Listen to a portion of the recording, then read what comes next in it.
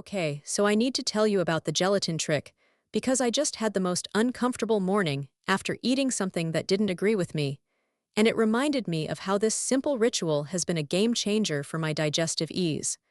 I mean, we've all been there, feeling like our stomach is doing flips and just wanting to crawl back into bed. But then, I remembered to make myself a warm cup of gelatin trick, and within minutes, I started to feel my gut relax. It's amazing how something so basic can have such a profound impact on how we feel. The gelatin trick works by coating our stomach lining and reducing inflammation, making it a total lifesaver on days when our digestive system is being a bit temperamental.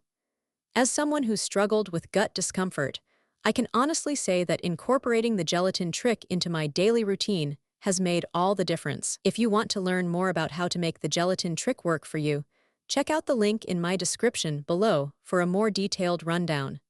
And if you have any questions, be sure to check out the pinned comment where I'll be sharing some of my favorite gelatin trick variations.